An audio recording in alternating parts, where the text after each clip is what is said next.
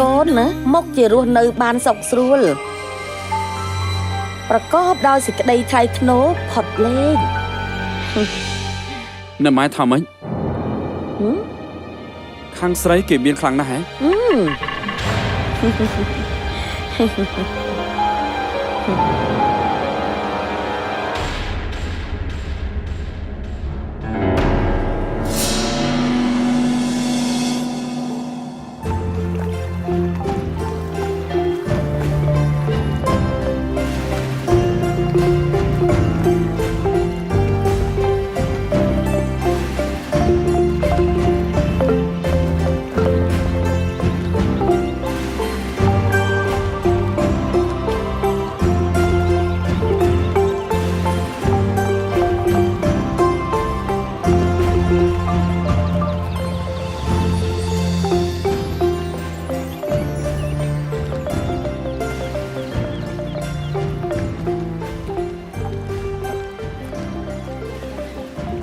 សុំជើញអ្នកម៉ែ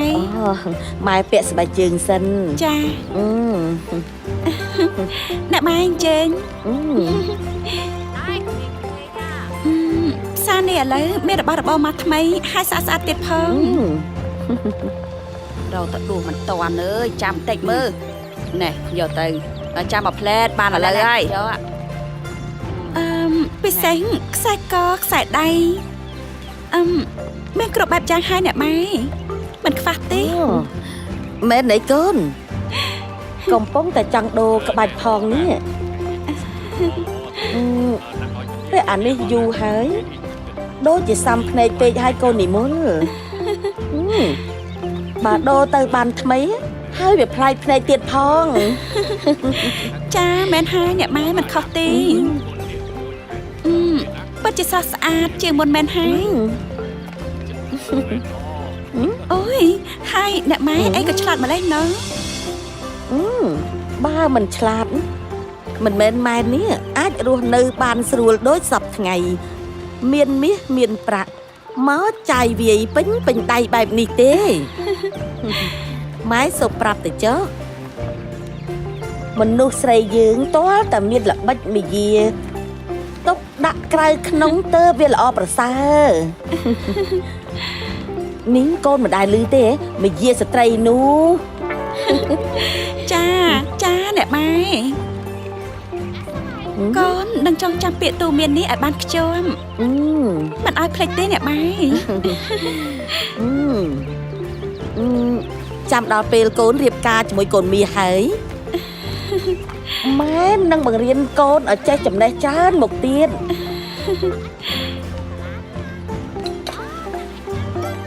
តោះបានហើយទៅរកទិញរបស់របរកូនចាអ្នកម៉ែមក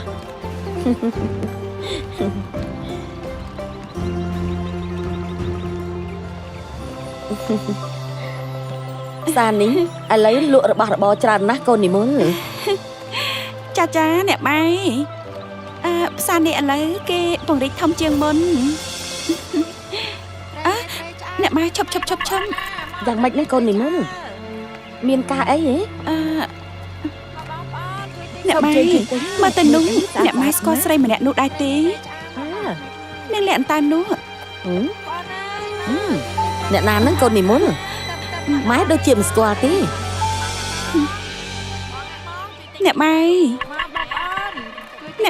មើលនាងម្នាក់នោះឲ្យច្បាស់ទៅនោះឃើញតាកូននិមលហើយមានរឿងអីយ៉ាងម៉េចហ្នឹងគឺនាងលាក់ណាអ្នកម៉ែ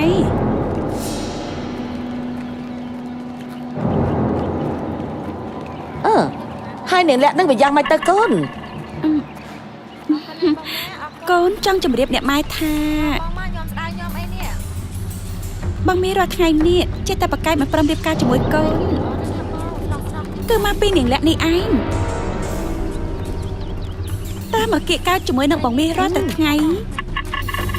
ឲ្យដៃតែរហូតនឹងអ្នកម៉ែអូយនិយាយទៅរឹងខ្លួនណាស់អ្នកម៉ែគឺតាមបងមីងរហូតតតែបងមីងនឹងតន់ចិនទៅណាលែរួចហើយអ្នកម៉ែស្អីគេនាងលាក់ហ្នឹងហ៎ ได้កូនមាសពេញចិត្តនោះអូយងាប់ហើយទៅមិនរួចទេអូយសម័យមិនចាញ់ឡើយគ្រាន់តែឃើញរូបរាងក៏ចង់ក្អួតដែរអូយព្រះស្អាតមេត្រីអើយបងប្អូនណាមកត្រីជាត្រីឆ្អើរ បែបនេះហ៎ដែលកូនមាសទៅស្រឡាញ់នោះ ចាមែនហើយអ្នកម៉ែផ្ទាំងក្រអើរហាមចង់មកតោងស្រវាវិមានពិតជាថ្លើមធំជាងខ្លួនហើយនាងមុខចង់ទុំលើខ្នងដំរី បងប្អូនជួយទិញត្រីងាត្រីឆ្អើរនេះថ្មីស្រស់ៗណា តោះកូននិមលម៉ែអស់អារម្មណ៍ទិញរបស់របរឲ្យកូនតោះត្រឡប់ទៅវិញ ចាអ្នកម៉ែអញ្ជើញអើ ត្រីងាត្រីឆ្អើរថ្មីបងប្អូនណាមកត្រីងា ចាអ្នកម៉ែអញ្ជើញ តោះ ប៉ុន្តែអ្នកម៉ែ ស្លាញ់ទៅមួយជាតិទៀតតែមួយចារឿងស្នេហ៍បញ្ចប់រឿង10ត្រូវចាំទុំជាបណ្ដាំ ប៉ុន្តែអ្នកម៉ែអត់កាត់រកវិធីអីការពារទេអ្នកម៉ែ ចាំម៉ែតដេកគិតមួយយប់សិនថាម៉ែនេះត្រូវធ្វើយ៉ាងម៉េចណាកូននិមលតោះត្រឡប់ទៅផ្ទះវិញ ចា មកបងមកគ្រឿងអលង្ការថ្មីគ្រឿងអលង្ការថ្មី តែហូបទៅមិនខំបំឡងទេណាឆ្ងាញ់ស្ករថ្នាំថ្មី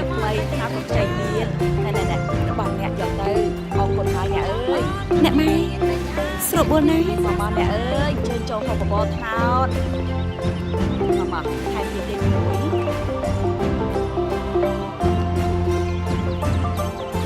តោះចាញ់ទូក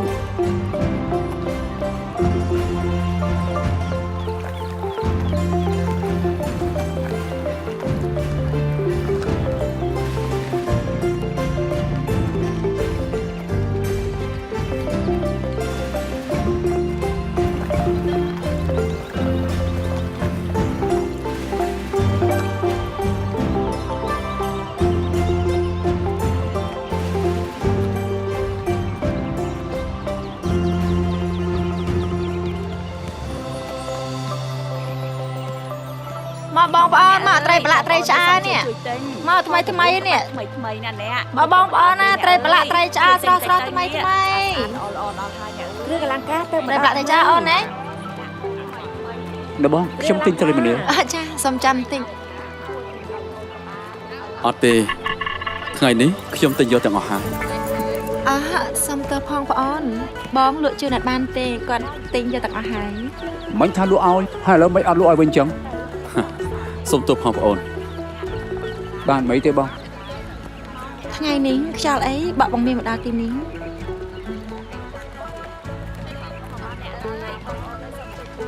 គឺខ្យល់ស្នេហាខ្យល់នឹកនិងខ្យល់ស្រឡាញ់ដែលបានបករុញច្រានបងឲ្យមកដល់ទីនេះ ស្អីចេះ តោះយើងទៅនិយាយគ្នានៅទីនោះវិញ ចាសុំជួយលោកអញ្ញា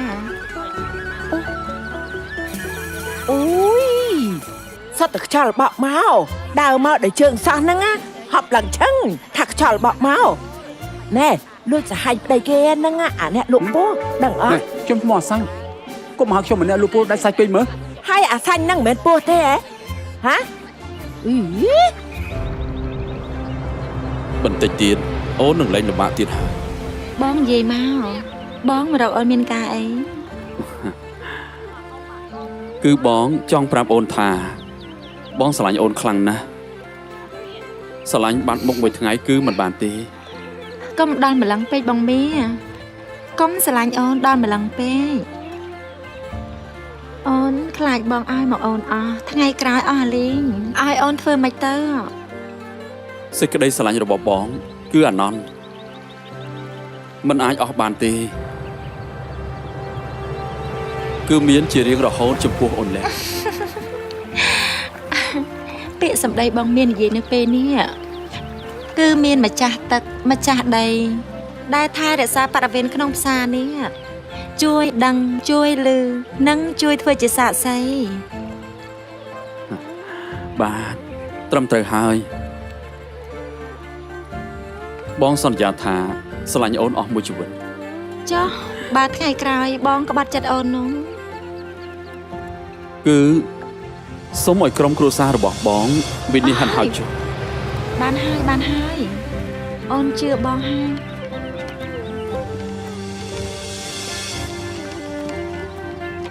ណែថ្ងៃមុនណាប្រពន្ធគេមកបចៅពេញផ្សារឆ្លោះពេញទឹកពេញដីឥឡូវអត់រៀងចាស់សោះកើនទៀតឆ្ងាញ់ណាស់ប្តីគេនឹងឆ្ងាញ់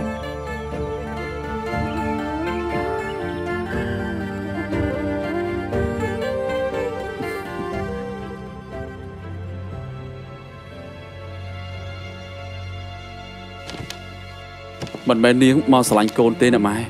គឺកូនទេដែលទៅស្រឡាញ់នាងនោះ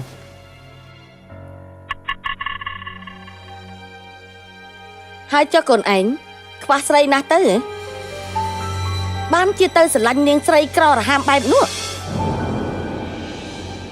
ណែម៉ែនាងក្រមែនក្រទ្រព្យសម្បត្តិតែចរិយាមាយាទនាងមិនក្រទេម៉ែ រាល់ថ្ងៃហ្នឹងគ្រប់គ្នាឆៃរឹកពីមាយាទហ្នឹងតើ ណែម៉ែអើយបិទភ្នែកខ្លះទៅធ្វើម៉េចកូនបានជាលងចិត្តលងស្រឡាញ់ទៅលើនាងទៅហើយនោះមិនអាចដកចិត្តមកវិញបានទេ រឿងអីដែលថាដកមិនបានត្រឹមតែចិត្តសោះចង់ដកថ្មណាបានថ្មហ្នឹងងាយស្រួលសឹងអីហ្នឹងដោយដកស្មៅអញ្ចឹង ណែម៉ែកូនសុំបងកុំមកបាយកូនពីលក្ខអី មិនបានកូនភាសាម៉ែគឺមានតែម្នាក់គត់គឺនិមលមានគ្រប់បែបគ្រប់យ៉ាងទាំងអស់រូបក៏ស្អាតសម្បត្តិទ្រព្យក៏មានហើយពូជពងអីណាក៏ល្អដែរនិយាយទៅគឺស័ក្តិសមជាមួយនឹងកូនតែម្ដង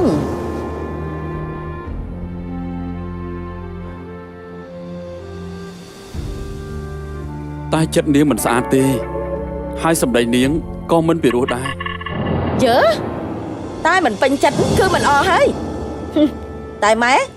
មិនខ្វល់ទេ នេះហើយស្នេហាសន្យាប្រព្រៀនបរេមិនទៀងទឹកភ្នែកស្នេហ៍កម្មតោគ្មានដំឡៃ យើតែមិនពេញចិត្តគឺមិនអស់ហើយតែម៉ែមិនខ្វល់ទេ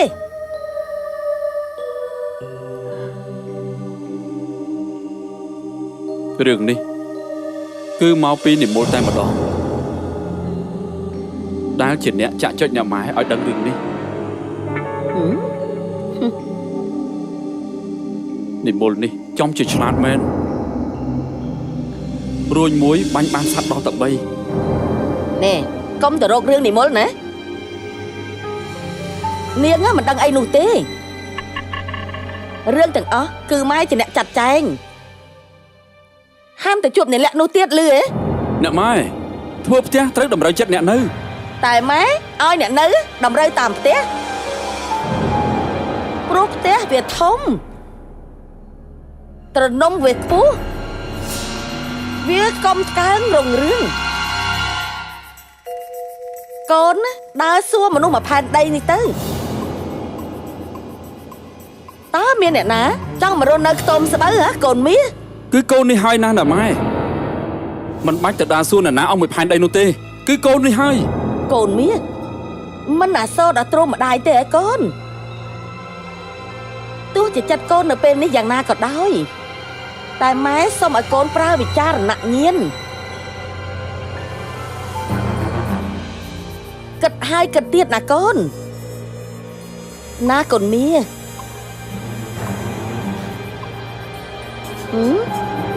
មុននឹងសម្រេចចិត្តណាកូន មកជួយទិញត្រីងៀត្រីឆ្អើបងប្អូនណាត្រីងៀត្រីឆ្អើថ្មីនេះបងប្អូនតែមកដល់ទៀតហើយណាថ្មីជម្រាបសួរលោកជំទាវនេះមើល អ្នកម៉ែ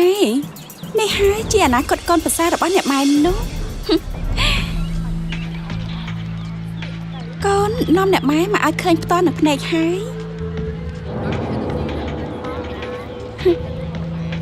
គឺនាងលះដែលបងមាសគាត់ពេញចិត្តនាងកំពុងតែលក់ត្រីងៀត្រីឆ្អើមកកញ្ច្រែងតូចនៅក្នុងផ្សារនេះណាអ្នកម៉ែ នេះមើលនេះជាល្បីរបស់ឯងតាមែនទេឯងនេះសាហាវពេកហើយតែយើងនេះខកអីទៅបានជាឯងធ្វើដល់ថ្នាក់នេះអូយអ្នកម៉ែជួយកូនផងកូនគ្រាន់តែនិយាយប៉ុណ្ណឹងសោះស្រាប់តែនាងអ្នកនេះមកស្ដីឲ្យកូនបាច់តែម្ដងអ្នកម៉ែឃើញនៅភ្នែកស្រាប់ហើយ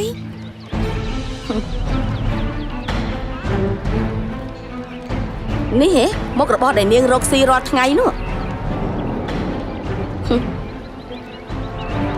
មើលទៅមិនស្មើនឹងត្រីដែលខ្ញុំឲ្យអ្នកបម្រើក្នុងផ្ទះខ្ញុំឆៃផងរឿងអីដែលខ្ញុំឲ្យកូនប្រុសខ្ញុំទៅស្រឡាញ់នាងទៅកើត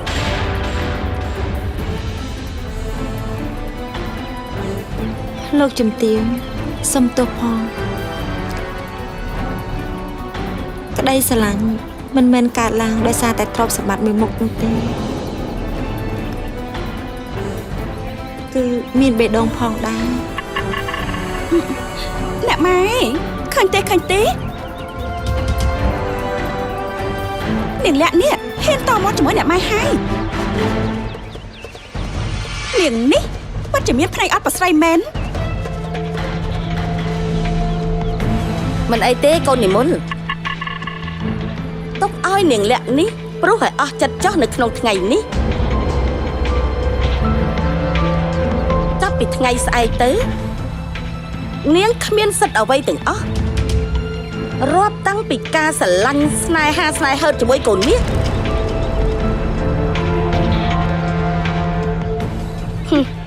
យើងមិនអនុញ្ញាតជាដាច់ខាតទំនាក់ទំនងនាងនិងកូនប្រុសយើងគឺត្រូវចាប់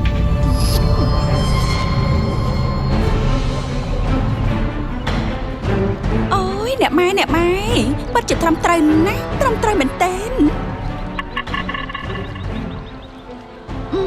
កូនក៏គិតអញ្ចឹងដែរមិនសមមិនអាច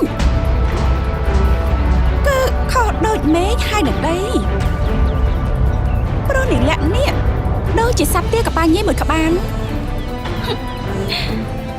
ឯបងមីហ៎គឺជារាជសី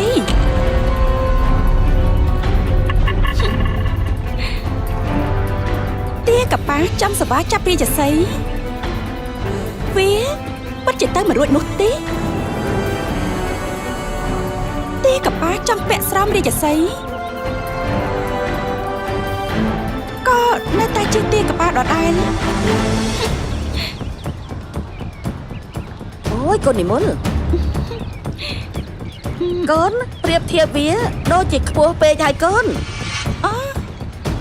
ឋានៈតូចទៀតដូចជាវាដូចជាគឺដូចជាស្អីទៅណោះបតាសែនខ្ពស់នៅទីជាងស្មៅសមុទ្រសែនជ្រៅព្រោះតែតណ្ហាស្រវា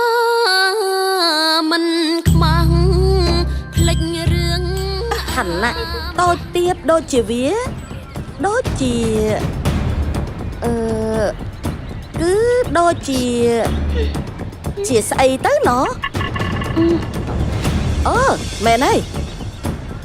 នាងលាក់នេះគឺប្រៀបដូចជាសត្វចន្លេនៅក្នុងដីហើយកូនមាសដូចជាព្រះច័ន្ទដែលរះនៅលើមេឃដ៏សែនខ្ពស់ហើយខ្ពស់បំផុតតើមិនរួចទេនាងចន្លេនៅក្នុងដី ទីបំផុតនៅពេលនេះខ្ញុំបានឃើញនឹងស្គាល់មុខមាត់ពិតរបស់មិត្តទល់រយៈម្នាក់នេះហើយអាចប្រែប្រួលក្នុងរយៈពេលដ៏ខ្លីអាចកាឡាសឲ្យคล้ายទៅជាខ្មៅខ្ញុំសុំខ្លាចហើយត្រកូលអ្នកខ្ពង់ខ្ពស់ហួសមេឃ កុំទៅបន្ទោសកូននិមលអីនាងមិនដឹងអីទេតាមពិតណាគួរតែបន្ទោសឪពុកម្ដាយនាងទៅវិញទេតើវាត្រូវព្រោះបានមកកើតក្បាលនាងមកនេះមិនខំរកប្រាប់សម្បត្តិទុកឲ្យបែបនេះតើមានប្រុសណាគេមកស្រឡាញ់នាងចង់បាននាងជាគូគប់ទៅ បើនាងនេះក្រីក្រតោកយ៉ាបែបនេះមើលទៅមុខមាត់របស់នាងស្អាតក៏មិនស្អាតរបររកស៊ីក៏មិនធំដុំ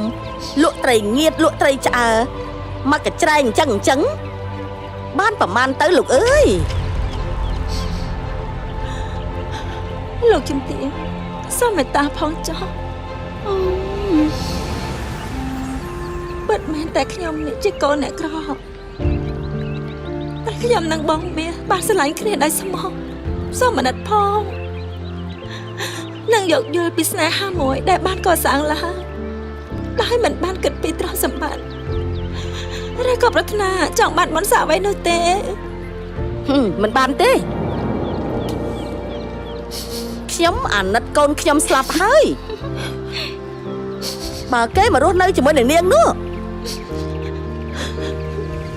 នាងគួរតែអោនមើលមុខឆ្លោះក្នុងទឹកអូននេះទៅឆ្លោះមើលមុខខ្លួនឯងឲ្យបានច្បាស់ទៅថានាងនេះនៅទីណាឲ្យពិតប្រាកដហើយកូនមាសគេនៅទីណាកុំចេះតែសម័យហួសពេកទៅមិនរួចទេនេះគេហៅថាសត្វចលែនណាចង់ឆៃសាច់កងានសួរហើយ អ្នកម៉ែប្រហែលជាពិបាកបន្តិចហើយព្រោះពេលខ្លាំងទេកប៉ាក៏ចង់ឡើងទ្រើងពេកផ្លេចថាខ្លួនឯងជាកំណើតធ្លាប់តែនៅនឹងដីនៅនឹងភក់ជ្រាំមានអ្នកចង់ឡើងទ្រើងឲ្យបាន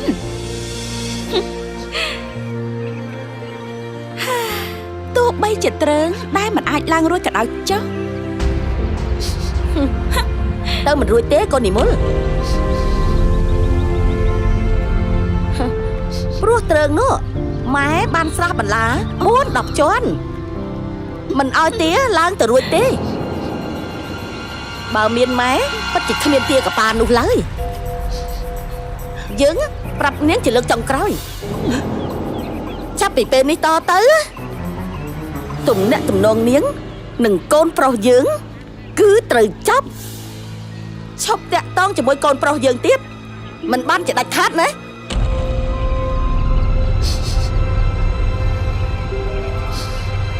មកកូននិមលឆាប់ត្រឡប់ទៅវិញ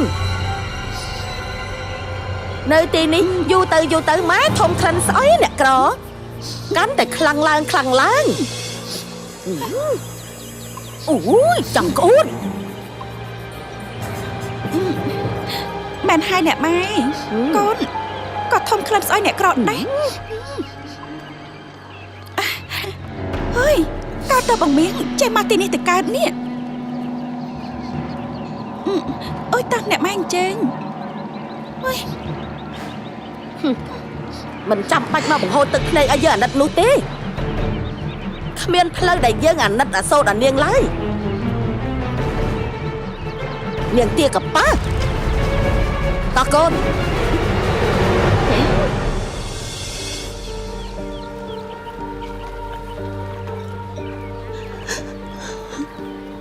មិនដែលឃើញទេលោកអើយស្រីអីអត់មានគេខ្មាច់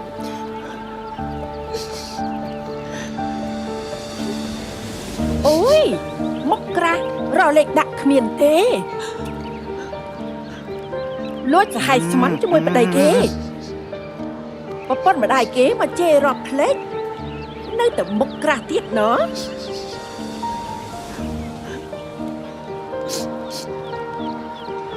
តែបើមើលហើយនឹងស្រាប់ទៅ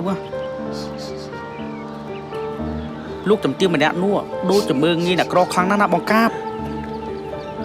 អើមែនវៃ